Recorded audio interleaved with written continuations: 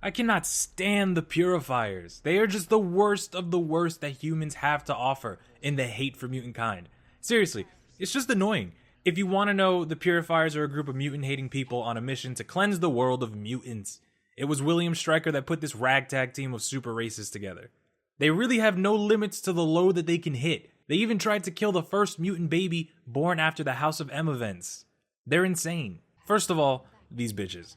Second, this is creepy. Speaking in unison. That is not attractive. That does not look good. It's terrifying. Even when it's cheesy, it's fucking terrifying. And now it's the Hellfire Club. Finally, we get to see all of this awesome stuff come together. Come on. How many of you would have even guessed that we would have seen the Hellfire Club on TV one day? The Hellfire Club was originally full of British elites, and they controlled the economic change in Britain. But then the branches began to grow and the factions started to change, which gave way to a few influential mutants joining their ranks. Then the next thing we know, there's all these branches fighting for control. It turned into a war, some sticking to the original purpose of the club to, change the economic future of things in certain countries, and others fighting for mutants, and some just wanting to get rich and powerful. It gets really fucking great. But let me know if you guys want a video on the Hellfire Club. I'll probably do one anyway. We were there. Most of us, anyway. Ugh. You shade-throwing ass murderous sisters. You're ungrateful. You know that? That's what you are. We can't get caught in the middle. And maybe that means that we go to Mexico. Like we talked about. So that's it. You know what? I totally understand why they want to go to Mexico. From a parental standpoint, they're terrified.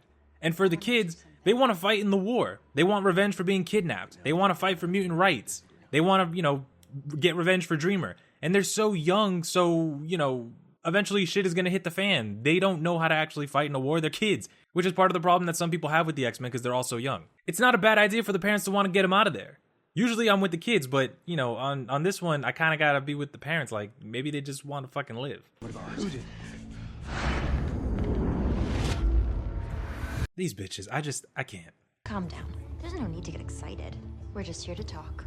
Don't nobody want to talk to you. Check your mutant privilege. Oh my god, that's ridiculous. So we can't take on Sentinel services by ourselves.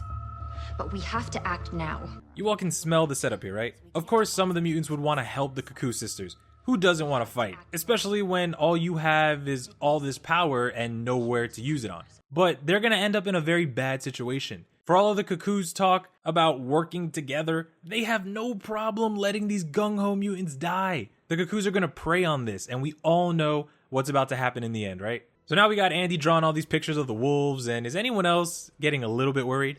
I hope that in the season finale they don't have him go dark side, and then his sister goes light side, and now they can't use their full powers, so it puts the most powerful mutant issue in the corner for a little while. On the other hand, I would love to see them end up on opposite sides of fighting in the war. That would be dope. When Sophie and Phoebe were arrested, they gave their last name as Cuckoo. So we get a little bit more background on the Stepford sisters, and you guys know that we need to have a separate video for these crazy ass chicks, right? Get it? Chicks? Cuckoos?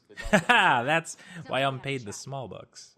Esme, Sophie, and Phoebe are the names of 3 of the sisters in the comics, and they hit us with this dopeness of one of the sisters giving the cops the last name Cuckoo, as in the Stepford Cuckoos. They even address the hive mind ability between all of them. When they're all together, they are scary powerful, but it seems here that they actually might be less powerful than in the comics. But they're still powerful enough to make people, kill themselves. It's freaking ridiculous.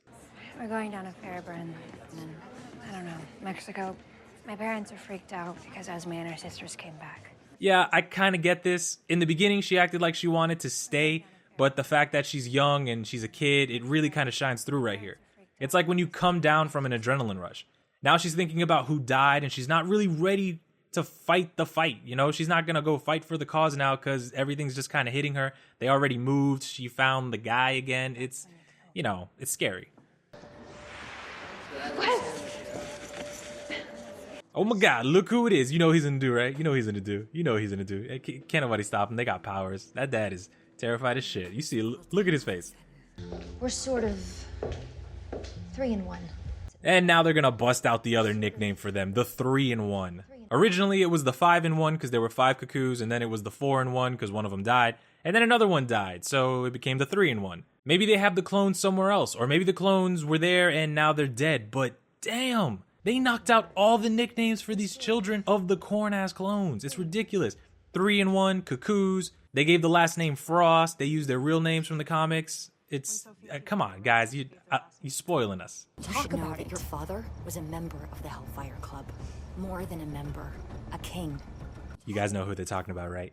It's Magneto talk without actually mentioning Magneto. You're so sneaky, weird, psychic Cuckoo, sister, but I love what you're putting down. But can we at least mention his name for real, though, later on? Or can we at least see his helmet at some point? That would be dope. You know, at least the helmet, please.